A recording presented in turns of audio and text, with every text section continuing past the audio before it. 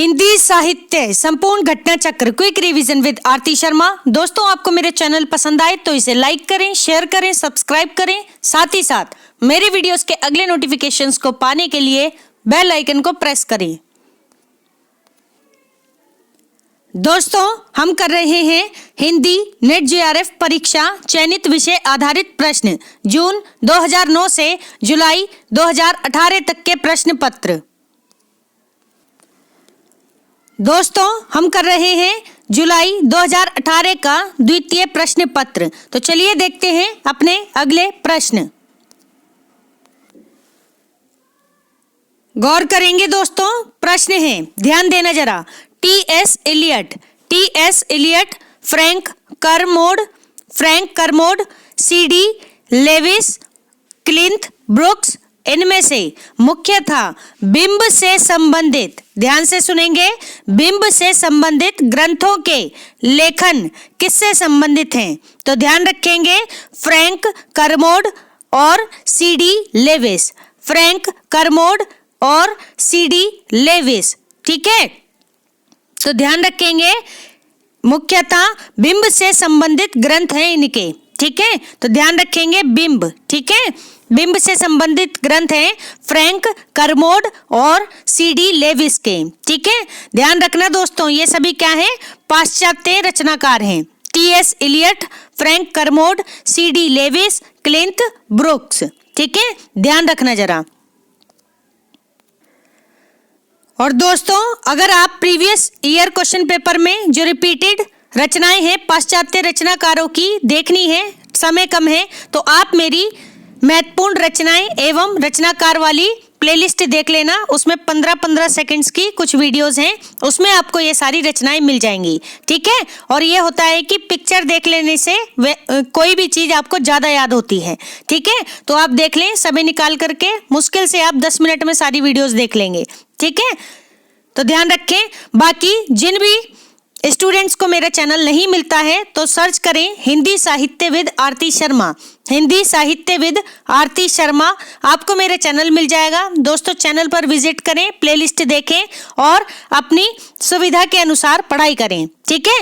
ध्यान से देख लेना, शुरुआती प्लेलिस्ट जो वन लाइनर क्वेश्चन की है, कंटेंट बहुत अच्छा है, थोड़ी सी उसमें कुछ मिस्टेक्स वगैरह हैं एडिटिंग की, ठीक है।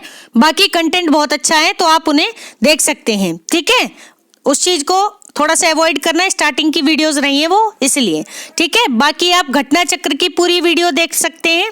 घटना चक्र में 126 वीडियो नंबर 126 से व्याकरण स्टार्ट है दोस्तों, प्रश्न सहित, व्याख्या सहित, ठीक है। आप मेरी राय से आप एक बार वो सारे वीडियो जरूर देख लेना। व्याकरण वाले तो जरूर देख लेना, आपके सारे डाउट हट जाएंगे व्याकरण के संबंध में, ठीक है। तो संपूर्ण हिंदी साहित्य अगर आपको देखना है तो आप चाहें तो घटना चक्र की प्लेलिस्ट पूरी देख लें, ठीक है। कोई समस्या नहीं होगी आपको आपके सब्जेक्ट में, ठीक है। तो चलिए देखते हैं अब अपने प्रश्न, ठीक, ध्यान देंगे जरा।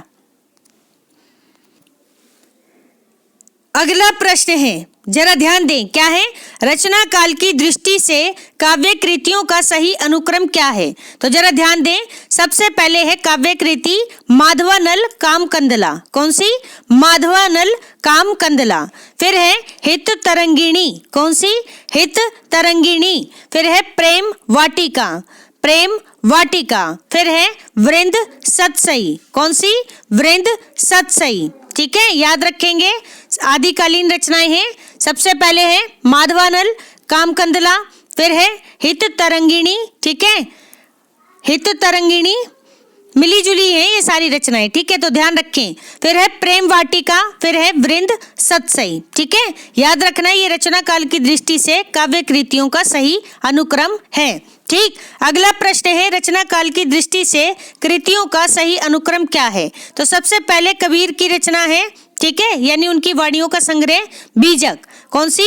बीजक, ठीक है। फिर है सूरदास की रचना साहित्य लहरी, साहित्य लहरी, ध्यान रखेंगे। फिर है रामचरितमानस, किसकी है? तो ये है तुलसीदास की रचना रामचरितमानस। तुलसीदास की रचना है, अवधी भाषा में है। 1631 में इसकी रचना हुई। 2 वर्ष 7 महीने 26 दिन में इसकी रचना हुई है। किसकी? रामचरितमानस की। ठीक है। फिर है रसिक प्रिया, केशव दास की रचना है रसिक प्रिया। ठीक, तो ध्यान रखेंगे। अब एक बार फिर से सुने। सबसे पहले है बीजक, फिर साहित्य लहरी, फिर रामचरितमानस और फिर रसिक प्रिया। ये सभी रचना काल की दृष्टि से कृतियां हैं जो कि सही अनुक्रम में हैं। अगला प्रश्न है, ध्यान दें, प्रकाशन काल की दृष्टि से। किससे? प्रकाशन काल की दृष्टि से। तो आपसे रचना काल भी पूछा जा सकता है, आपसे प्रश्न काल भी पूछा जा सकता है, तो ध्यान रखेंगे सारी बातें। ठीक, तो प्रश्न काल की दृष्टि से सुमित्रानंदन पंत के काव्य संग्रहों का सही अनुक्रम क्या है? तो देखते हैं सुमित्रानंदन पंत जी के काव्य संग्रह, जरा ध्यान देंगे। सबसे पहले है उत्तरा, प्रश्न के अनुसार। ठीक है, प्रश्न के अनुसार सबसे पहले है उत्तरा, फिर है अतिमा, फिर है लोकायत्न, लोकायत्न को पुरस्कार भी मिल चुका है। ठीक, फिर है सत्यकाम। कौन सी? सत्यकाम। अब एक बार फिर से सुने। सबसे पहले उत्तरा, फिर अतिमा, फिर लोकायत्न, फिर सत्यकाम। ये सभी सुमित्रानंदन पंत जी की के काव्य संग्रह हैं। सुमित्रानंदन पंत जी मैं ये छायावाद के 4 स्तंभों में से एक माने जाते हैं। ठीक है, प्रकृति चित्रण इनकी रचनाओं में मिलता है। ठीक, तो ध्यान रखेंगे, इनकी जितनी रचनाएं हैं आप अच्छे से कर लें और उनके रचना काल। ठीक है, आप एक बार चाहें तो मेरी रामबाण संकलन वाली प्लेलिस्ट जरूर देख लेना दोस्तों। ठीक है, वो आपको किताब पढ़ने से बचाएगी। ठीक है, किताबें आपको पढ़नी है, ऐसा नहीं है कि किताबें नहीं पढ़नी। किताब पढ़ने से पहले आप वहां से एक एक टॉपिक कवर करते जाएं और फिर अपनी किताब भी पढ़ते जाएं साथ साथ। ठीक है, तो वो आपकी परमानेंट मेमोरी में फिक्स हो जाएंगी चीजें। ठीक, तो ध्यान रखेंगे। देखते हैं अगला प्रश्न, गौर करें। प्रकाशन वर्ष की दृष्टि से, प्रकाशन वर्ष की दृष्टि से कविता संग्रहों का सही अनुक्रम क्या है? तो जरा ध्यान दें। सबसे पहले है आंगन के पार द्वार। ठीक है, आंगन के पार द्वार आगे की कविता है, कविता संग्रह है आंगन के पार द्वार। फिर है चांद का मुंह टेढ़ा है, मुक्तिबोध का काव्य संग्रह है। किसका? मुक्तिबोध का, चांद का मुंह टेढ़ा है। फिर है आत्महत्या के विरुद्ध, क्या? आत्महत्या के विरुद्ध किसका है? तो ध्यान रखें, रघुवीर सहाय जी का, रघुवीर सहाय जी का काव्य संग्रह है या कविता संग्रह आत्महत्या के विरुद्ध। ठीक, फिर है चुका भी हूं नहीं मैं, चुका भी हूं नहीं मैं, किसकी है ये? शमशेर बहादुर सिंह, शमशेर बहादुर सिंह का कविता संग्रह है चुका भी हूं नहीं मैं। ठीक, अब एक बार फिर से सुने। सबसे पहले आंगन के पार द्वार, फिर है चांद का मुंह टेढ़ा है, फिर है आत्महत्या के विरुद्ध, फिर है चुका भी हूं नहीं मैं। ये सभी काव्य संग्रह प्रकाशन वर्ष की दृष्टि से सही अनुक्रम में है, ध्यान रखेंगे दोस्तों। ठीक है, रचनाकारों का क्रम याद रखना बहुत जरूरी है। ठीक है, अगर रचनाकारों का क्रम आपको पता है तो दोस्तों आप किसी भी रचना का समय आसानी से पता कर सकते हैं। ठीक है, आपका अनुमान ज्यादातर सही होगा। ठीक, तो ध्यान रखेंगे। अगला प्रश्न है, ध्यान दें, क्या है? प्रकाशन वर्ष के अनुसार कविताओं का सही अनुक्रम क्या है? तो सबसे पहले प्रकाशन वर्ष के अनुसार कविताएं हैं क्या? परिवर्तन, सरोज स्मृति, ब्रह्म राक्षस और बाघ। क्या क्या है? परिवर्तन, सरोज स्मृति, ब्रह्म राक्षस और बाघ। ठीक है, ये सभी क्या हैं? कविताएं हैं और सही अनुक्रम में है। तो ध्यान रखेंगे दोस्तों, सरोज स्मृति किसकी है? तो ध्यान रखें, निराला की। ठीक है, बाकी सबके भी रचनाकार आप देख लेना अपनी किताबों से। ठीक, तो ध्यान रखें, सबसे पहले परिवर्तन, ठीक है, फिर सरोज स्मृति, फिर ब्रह्म राक्षस, फिर है बाघ। बाघ जो है बहुत ही इंपॉर्टेंट, सभी इंपॉर्टेंट है वैसे तो। ठीक है, तो ध्यान रखेंगे। अगला प्रश्न है, प्रकाशन वर्ष के अनुसार उपन्यासों का सही अनुक्रम क्या है? तो देखते हैं उपन्यास। सबसे पहले उपन्यास है आधा गांव। किसका है? राही मासूम रजा का उपन्यास है आधा गांव। ठीक है, और ये विभाजन की पृष्ठभूमि पर आधारित है, ये बात भी ध्यान रखें। और 1955 में आया हुआ उपन्यास है आधा गांव, ये बात भी याद रखें दोस्तों। 3 रचनाएं हैं, एक है उपन्यास आधा गांव राही मासूम रजा का, एक है धर्मवीर भारती की रचना, नाटक है अंधा युग, गीति नाट्य। ठीक है, इसके अलावा एक है लक्ष्मी नारायण लाल जी का नाटक है। ठीक है, लक्ष्मी नारायण है, उनका है, लाल है, मिश्र है, थोड़ा देख लेना, मैं भी कंफ्यूज हो जाती हूँ, इन सबके इतने सारे एक जैसे नाम है। ठीक है, तो ध्यान देंगे दोस्तों, क्योंकि मैं रिवीजन करके नहीं पढ़ा रही हूँ आपको, मैं एज इट इज जो चीजें मेरे सामने है मैं तुरंत ही पढ़ा रही हूँ, इतना समय अभी मेरे पास नहीं है कि मैं चीजों को रिवाइज कर सकूं। ठीक है, तो आप इस बात को जरा समझें, अगर मुझसे कहीं भी गलतियां हो रही हैं तो प्लीज अपनी किताबें जरूर देखना, और जहां कहीं भी मुझे डाउट लग रहा है तो प्लीज उन बातों को जरूर आप एक बार क्रॉस चेक कर लेना अपनी किताबों से या गूगल से। ठीक है, तो किसी भी हालत में गलत इंफॉर्मेशन पास नहीं होनी चाहिए मेरी तरफ से। मैं गलत हूं आप 100 बार बताएं, कमेंट बॉक्स में बताएं। ठीक है, मैं अपनी गलतियां स्वीकार करने की हिम्मत रखती हूं दोस्तों, इस बात को समझना। ठीक है, तो ध्यान रखें, गौर करना दोस्तों। तो आधा गांव, ठीक है, अच्छा मैं बता रही थी, एक है अंधा युग, किसका है? धर्मवीर भारती का, ये भी 1955 में आया। इसके अलावा है लक्ष्मी नारायण लाल जी का, क्या? अंधा कुआं, ये भी 1955 में आया। तो तीनों कृतियां 1955 में आई हुई हैं। ठीक, ध्यान रखेंगे, आधा गांव का थोड़ा सा समय देख लेना फिर भी एक बार, बाकी दो का तो कंफर्म है। ठीक, देखते हैं अगले ही है लाल टीन की छत। लाल टीन की छत किसका है ये उपन्यास? तो ध्यान रखें, निर्मल वर्मा का, निर्मल वर्मा का उपन्यास है लाल टीन की छत। फिर है मैया दास की माड़ी, किसका है? भीष्म साहनी का, भीष्म साहनी का उपन्यास है मैया दास की माड़ी। फिर है समय सरगम, समय सरगम किसका है? कृष्णा सोपती जी का उपन्यास है समय सरगम। ठीक है, अब एक बार फिर से सुने, सबसे पहले आधा गांव, फिर है लाल टीन की छत, फिर है मैया दास की माड़ी, फिर है समय सरगम। ठीक है, तो ध्यान रखेंगे दोस्तों। देखते हैं अगला प्रश्न, प्रकाशन वर्ष के अनुसार कहानियों का सही अनुक्रम क्या है? तो सबसे पहले है कहानी फांसी, किसकी है? जैनेन्द्र की कहानी है फांसी। फिर है कहानी शरणार्थी, ठीक है, शरणार्थी ये किसकी है दोस्तों? शरणार्थी, तो ये आप मुझे बताएंगे कमेंट बॉक्स में, शरणार्थी किसकी कहानी है? क्योंकि शरणार्थी, देखो मैं आपको बताती हूँ, एक है शरणदाता, ठीक है, एक है रचना शरणदाता, ठीक है, एक है शरणार्थी, ठीक है, और एक और है शरण से ही कुछ नाम है। मैं ये डाउट आपका क्लियर करूंगी, मुझे थोड़ा समय मिलेगा ना तब इन तीनों रचनाओं के बारे में बताऊंगी। ठीक है, ये तीनों की तीनों रचनाएं दोस्तों एक जैसी लगती हैं। ठीक है, और इतनी ज्यादा कंफ्यूजन होती है कि रचनाकारों के नाम में भी कंफ्यूजन हो जाती है, भूल जाते हैं कि कौन से रचनाकार की कौन सी रचना है। ठीक है, शरणदाता हो गई और एक हो गई ये शरणार्थी, ठीक है, और एक और अभी मेरे ध्यान से निकल रही है, उसका भी नाम शरण से ही स्टार्ट है। ठीक है, तो आप ये ऐसी एक जैसी दिखने वाली रचनाओं की अलग से नोटबुक बनाएं, और दोस्तों जहां कहीं भी ये रचनाएं आती हैं आप प्लीज उनको जरूर नोट करें। ठीक है, प्रश्न ऐसी जगह से ही बनते हैं, ये बात ध्यान रखना। ठीक है, तो ये जहां तक है अज्ञे की है, शरणार्थी अज्ञे की है, और शरणदाता किसकी है? जयशंकर प्रसाद की है। ठीक है, और एक है शरणागत, हाँ मुझे याद आ गया, शरणागत। ठीक है, तो तीन यहाँ पर रचनाएं एक जैसी हैं, कौन कौन सी? विधाएं अलग हो सकती हैं लेकिन रचनाओं के नाम बता रही हूं मैं। एक है शरणागत, ठीक है, एक है शरणार्थी, एक है शरणदाता, एक है शरणागत, एक है शरणार्थी और एक है शरणदाता। ठीक है, इनको एक अलग जगह पे नोट कर लेना, ठीक है, और इनके रचनाकार जरूर देख लेना। ठीक है, और इनका समय भी, ठीक, कंफ्यूजन से बचेंगे। ठीक, तो ध्यान रखें दोस्तों, यहाँ पर अभी जो शरणार्थी की बात हो रही है ये अज्ञे की रचना है। फिर है एक और जिंदगी, ठीक है, एक और जिंदगी। फिर है मांस का दरिया, मांस का दरिया। ठीक है, तो ध्यान रखेंगे, सबसे पहले है फांसी, किसकी है? जैनेन्द्र की। शरणार्थी अज्ञे की। एक और जिंदगी किसकी है? ये एक और जिंदगी, तो देख लेना जहां तक है कमलेश्वर की है। ठीक है, मैं अभी नहीं बता रही हूँ, गलत भी हो सकता है। ठीक, तो एक और जिंदगी। फिर है मांस का दरिया, ठीक है, मांस का दरिया। तो ये सभी क्या है? प्रकाशन वर्ष के अनुसार कहानियों का सही अनुक्रम है। तो ध्यान रखेंगे दोस्तों।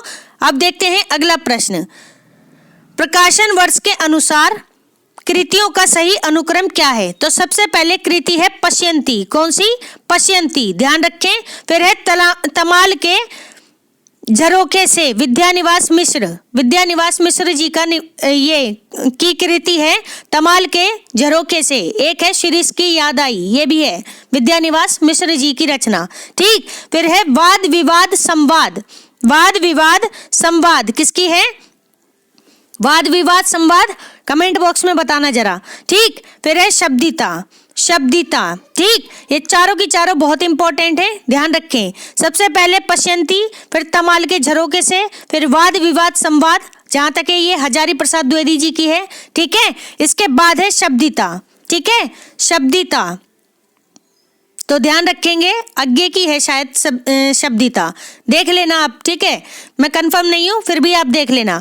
तो पश्यंती, तमाल के झरोखे से, ये तो कंफर्म है बिल्कुल। ठीक, फिर है वाद विवाद संवाद, फिर है शब्दिता। ठीक है, तो ये सारी रचनाएं आप देख लेंगे। ठीक, देखते हैं अगला प्रश्न है,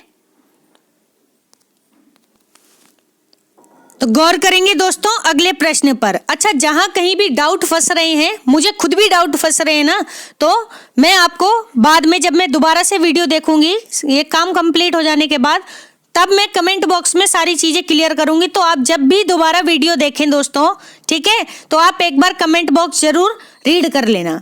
ठीक है, बाकी अगर आपको पता चलती हैं चीजें तो आप तुरंत बताते जाएं। ठीक है, मुझे अच्छा लगेगा दोस्तों। ठीक, तो ध्यान दे दोस्तों, ऐसा नहीं है कि मुझे नहीं पता चलता कि कितने लोग देख रहे हैं कितने नहीं देख रहे हैं, सब पता चल जाता है दोस्तों। ठीक है, वीडियो वॉचिंग में तो आप ध्यान रखें, आपका नाम मेंशन नहीं होता है, लेकिन पता चल जाता है कि कितनी वॉचिंग हुई है।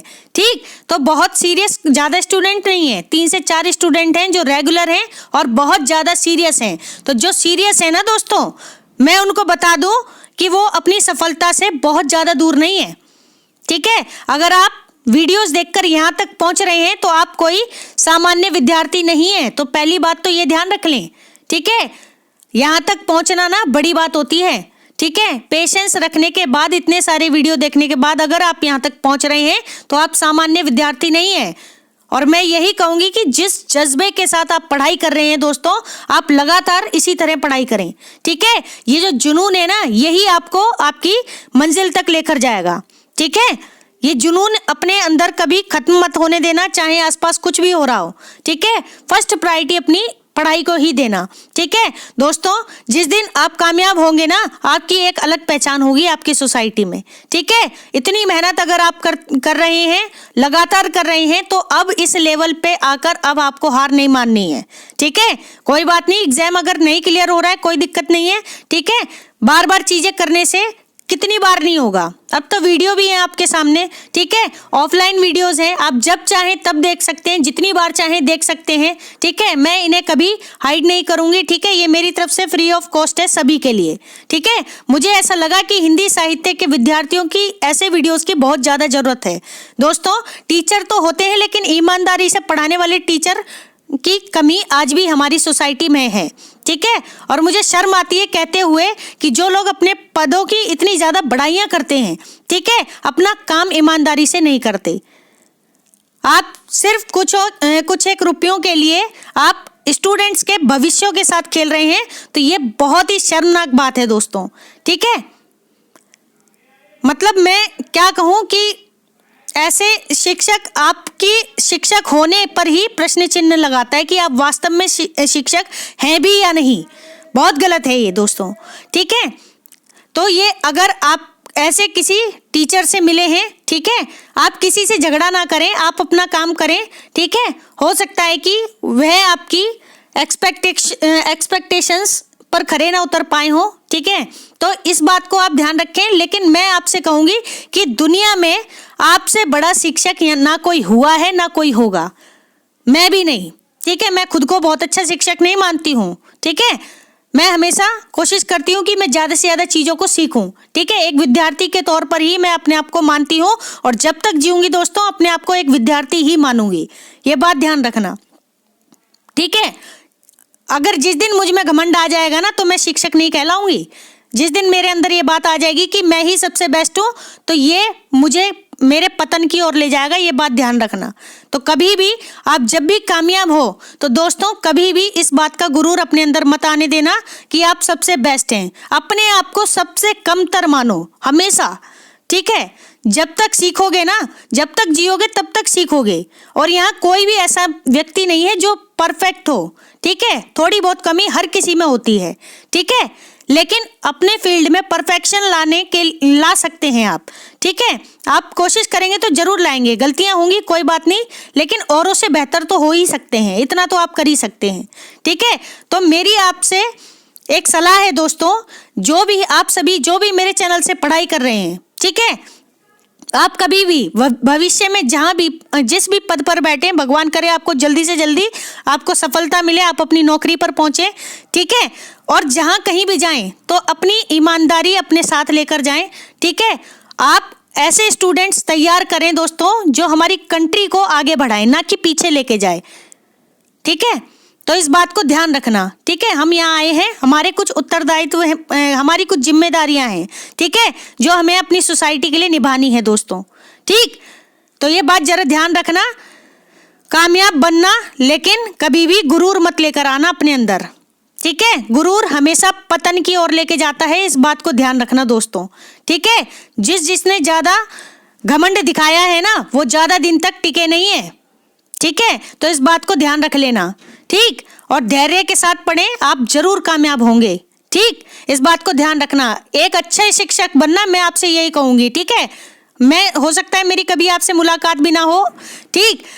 आप हमेशा कमेंट बॉक्स में ही मुझे मिल पाते हैं, कमेंट बॉक्स के थ्रू हम एक दूसरे से जुड़े हुए हैं, इस बात का ध्यान रखना, ठीक है। कहीं ना कहीं थोड़ा बहुत भी जो कनेक्शन है, ठीक है, लेकिन मैं कहती हूँ ये हमारा एक प्योर कनेक्शन है एक तरह से, ठीक है। और मैं चाहूंगी कि आप सभी जब भी कामयाब हो दोस्तों, ठीक है, आप अपने स्टूडेंट्स के साथ भी ऐसा ही कनेक्शन रखना जो हमेशा याद रखा जा सके, ठीक है। तो ईमानदार रहें और ईमानदार विद्यार्थियों को तैयार करें और कर्मठ विद्यार्थियों को तैयार करें, ठीक है। कहते हैं कि कुछ नहीं होता, सोसाइटी नहीं बदलती, दोस्तों जरूर बदलती है। अगर कहते हैं ना, एक मछली अगर सारे तालाब को गंदा कर सकती है, ठीक है, तो एक मछली के निकल जाने से, ठीक है, सारा तालाब साफ भी हो सकता है। तो ऐसी बात ध्यान रखें, ठीक है। और एक अच्छे व्यक्ति के आने से सोसाइटी में परिवर्तन जरूर आता है, ठीक। थोड़ी बातें ज़्यादा हो गई हैं, मैं थोड़ा अलग प्लेटफॉर्म पे पहुंच गई थी, इसके लिए माफ़ी चाहती हूँ, ठीक। तो आप अच्छे से पढ़ें दोस्तों, ठीक, और खूब कामयाब हो, मेरी सभी के साथ दिल से शुभकामनाएं हैं, ठीक। तो देखते हैं दोस्तों, जरा गौर करेंगे क्या है प्रश्न है प्रकाशन वर्ष की दृष्टि से, किससे? प्रकाशन वर्ष की दृष्टि से संस्मरण ग्रंथों का सही अनुक्रम क्या है, ठीक है। प्रकाशन वर्ष की दृष्टि से संस्मरण ग्रंथों का सही अनुक्रम क्या है? तो जरा ध्यान दें, सबसे पहले है सृजन के सेतु, ठीक है, ये सृजन के सेतु होगा दोस्तों, सृजन के हेतु नहीं है, ठीक है, यहाँ पर स्पेलिंग एरर है, तो सृजन के सेतु। फिर है सप्तपर्णी, क्या है? सप्तपर्णी। फिर है वे देवता नहीं है, वे देवता नहीं है। फिर है चिड़िया रैन बसेरा, चिड़िया रैन बसेरा, ठीक है। तो ध्यान रखेंगे, अब एक बार फिर से सुने, सबसे पहले है सृजन के सेतु, फिर है सप्तपर्णी, फिर है वे देवता नहीं है, फिर है चिड़िया रैन बसेरा, ठीक है। तो ध्यान रखें दोस्तों, प्रकाशन वर्ष के अनुसार ये सभी संस्मरण ग्रंथ हैं और सही अनुक्रम में हैं, ठीक है। अगर आपको संस्मरण, जीवनी, आत्मकथा, इन सब की अगर आपको क्रम से वीडियो देखनी है तो दोस्तों आप मेरी एक बार रामबाण संकलन की वीडियोस को जरूर देखें, ठीक है। रामबाण संकलन की वीडियोस को जरूर देखें दोस्तों, ठीक है, आपके कॉन्सेप्ट क्लियर हो जाएंगे, ठीक। देखते हैं अगला प्रश्न, जरा ध्यान दें। प्रकाशन वर्ष के अनुसार भीष्म साहनी, प्रकाशन वर्ष के अनुसार भीष्म साहनी के नाटकों का सही अनुक्रम क्या है? तो जरा ध्यान दें, प्रकाशन वर्ष के अनुसार भीष्म साहनी के नाटक हैं हानुश, माधवी, मुआवजे, आलमगीर। कौन कौन से? हानुश, माधवी, मुआवजे, आलमगीर। तो ध्यान रखेंगे दोस्तों, ये सभी भीष्म साहनी जी के नाटक हैं, ठीक। देखते हैं अगला प्रश्न, गौर करें। रामविलास शर्मा जी की प्रमुख आलोचनात्मक कृतियों का प्रथम प्रकाशन वर्ष की दृष्टि से सही अनुक्रम क्या है? इस तरह से प्रश्न होगा ये, एक बार फिर से सुनना। रामविलास शर्मा की प्रमुख आलोचनात्मक कृतियों का प्रथम प्रकाशन वर्ष की दृष्टि से सही अनुक्रम क्या है? तो जरा ध्यान दें, सबसे पहले है रामविलास शर्मा की आलोचनात्मक कृति, कौन सी? आचार्य रामचंद्र शुक्ल और हिंदी आलोचना। क्या है? आचार्य रामचंद्र शुक्ल और हिंदी आलोचना। ठीक है, इसके बाद है दोस्तों भाषा और समाज, भाषा और समाज। फिर है नई कविता और अस्तित्ववाद, नई कविता और अस्तित्ववाद, ध्यान रखें। इसके बाद है भारत में अंग्रेजी राज, भारत में अंग्रेजी राज। फिर है मार्क्सवाद, ध्यान रखें, मार्क्सवाद। अब जरा एक बार फिर से सुन लें रामविलास शर्मा जी की आलोचनात्मक कृतियों को। तो जरा ध्यान दे दोस्तों, सबसे पहले आचार्य रामचंद्र शुक्ल, कौन? आचार्य रामचंद्र शुक्ल और हिंदी आलोचना, ये पूरा एक नाम है। ठीक है, आचार्य रामचंद्र शुक्ल और हिंदी आलोचना, तो ध्यान रखें। फिर है भाषा और समाज, भाषा और समाज। फिर है नई कविता और अस्तित्ववाद, नई कविता और अस्तित्ववाद। फिर है दोस्तों भारत में अंग्रेजी राज और मार्क्सवाद, भारत में अंग्रेजी राज और मार्क्सवाद। ये सभी किसकी रचनाएं हैं? तो ध्यान रखें, रामविलास शर्मा जी की आलोचनात्मक रचनाएं हैं। ठीक है, ध्यान रखना दोस्तों। अगला प्रश्न है, ध्यान दे दोस्तों, क्या है? कालक्रम की दृष्टि से अवधारणाओं का सही अनुक्रम क्या है? तो कालक्रम की दृष्टि से अवधारणाओं का सही अनुक्रम है, सबसे पहले है दोस्तों विलियम ब्लेक, कौन? William Blake. ठीक, फिर है Ferdinand de Saussure, Ferdinand de Saussure. फिर है माइकल फूको, माइकल फूको। फिर है Jacques Derrida, Jacques Derrida. Jacques Derrida की कौन सी पुस्तक है? Of grammatology, of grammatology. ठीक है, तो सबसे पहले विलियम ब्लेक, फिर है फर्डिनांड द सस्यूर, फिर है माइकल फूको, फिर है जॉक डेरिडा। अगर आपको शॉर्ट में याद करना है तो आप ये ऐसे याद करें, Blake, Blake, Saussure, Foucault, Derrida, Blake, Saussure, Foucault, Derrida. एक बार फिर से बोले मेरे साथ, ब्लेक, सस्यूर, फूको, डेरिडा। ठीक है, याद रखेंगे कालक्रम की दृष्टि से अवधारणाओं का सही अनुक्रम है ये। ठीक, तो ध्यान रखेंगे, पाश्चात्य रचनाकार रहे हैं ये सभी। ठीक, देखते हैं अगला प्रश्न। अगला सही सुमेलित प्रश्न है, जरा ध्यान दें। क्या है? सूची 1 है, सूची 2 है। ठीक, सबसे पहले यहाँ पर भाषा की जो कुछ बोलियां हैं, ठीक है, अपभ्रंश की, उसकी बात हो रही है। तो जरा ध्यान दें, पूर्वी हिंदी, पूर्वी हिंदी की बोली है कौन सी? तो ध्यान दें, बघेली। ठीक है, बघेली पूर्वी हिंदी की बोली है। ठीक, तो ध्यान रखेंगे दोस्तों, पूर्वी हिंदी को अर्धमागधी अपभ्रंश भी कहते हैं। ठीक, इसके अंतर्गत 3 बोलियां आती हैं। ठीक, बघेली, अवधी और छत्तीसगढ़ी। ठीक है, तो ध्यान रखेंगे, पूर्वी हिंदी अर्धमागधी अपभ्रंश। ठीक, फिर है बिहारी हिंदी, इसको मागधी अपभ्रंश भी कहते हैं, बिहारी हिंदी को मागधी अपभ्रंश भी कहते हैं। इसकी बोली है मगही, कौन सी? मगही। ठीक है, फिर है दोस्तों पश्चिमी हिंदी। अच्छा ध्यान देना, मगध बिहार का पुराना नाम था, ये बात भी ध्यान रखें। ठीक, फिर है पश्चिमी हिंदी, पश्चिमी हिंदी। इसके अंतर्गत 5 बोलियां आती हैं, जिनमें से एक है कन्नौजी। कौन सी? कन्नौजी। ठीक है, पश्चिमी हिंदी की एक बोली है कन्नौजी। ठीक, तो ध्यान रखेंगे। इसके अलावा कौरवी, यानी कौरवी को ही खड़ी बोली भी कहा गया है। ठीक है, कौरवी ब्रजभाषा। ठीक है, कौरवी यानी खड़ी बोली, फिर ब्रजभाषा। ठीक है, फिर बुंदेली। ठीक, फिर है बांगरू, बांगरू को ही क्या कहा गया है? हरियाणी कहा गया है। ठीक है, तो ध्यान रखें, ये कुछ 4-5 बोलियां हैं इसकी, किसकी? पश्चिमी हिंदी की। ठीक, ध्यान रखेंगे। फिर है राजस्थानी हिंदी। दोस्तों राजस्थानी हिंदी, राजस्थानी हिंदी में भी ठीक है 4 प्रकार की बोलियां बोली जाती हैं, मेवाती, जयपुरी, मालवी। ठीक है, कुछ इस तरह की हैं, 4 हैं कम से कम। ठीक, तो ध्यान रखेंगे। तो राजस्थानी हिंदी में आती हैं मेवाती। ठीक, तो ध्यान रखें। अब जरा एक बात सुन ले, भाषा के संबंध में अगर आपको जबरदस्त वीडियो देखने हैं तो दोस्तों आप मेरी घटना चक्र की प्लेलिस्ट देख लें। ठीक है, घटना चक्र की प्लेलिस्ट देख लें, उसमें आपको क्या बोलते हैं, आप 100 से ऊपर एक बार देख लेना वीडियोस। ठीक है, मुझे अभी नंबर याद नहीं है भाषा के वीडियोस का। ठीक है, बाकी जैसे ही मुझे पता चलेगा मैं बताऊंगी आपको। ठीक, क्योंकि अभी समय नहीं है वीडियो देखने का, जैसे ही मैं देखती हूँ मैं आपको इन्फॉर्म करूंगी। बाकी भाषा के संबंध में आपको बहुत ही जबरदस्त वीडियो मिलेंगे, सारे कॉन्सेप्ट क्लियर हो जाएंगे। आप एक बार घटना चक्र की प्लेलिस्ट जरूर देख लें। ठीक है, 126 से ऊपर व्याकरण है। ठीक है ना, उससे पहले ही आपको ये सारी वीडियोस मिल जाएंगी, तो देख लेना दोस्तों, समय मिले तो 100 से ऊपर देखना। सही है, 100 से ऊपर और 126 से पहले, उसमें आपको ये टॉपिक मिल जाएगा। अदरवाइज मैं एक बार देख लूंगी, नहीं होगा इस बीच तो अगर मुझे मिलता है मैं आपको बताऊंगी। ठीक है ना, तो ध्यान दें, एक बार फिर से सुने। भगेली, भगेली किसकी बोली है, तो पूर्वी हिंदी की बोली है भगेली। फिर है मगही, मगही किसकी बोली है, बिहारी हिंदी की। फिर है कन्नौजी, कन्नौजी किसकी बोली है, पश्चिमी हिंदी की। फिर है मेवाती, मेवाती किसकी है, तो ध्यान रखें, राजस्थानी हिंदी की। राजस्थानी हिंदी की बोली है मेवाती। ठीक है, याद रखेंगे सभी भाषा और बोलियों को। ठीक है,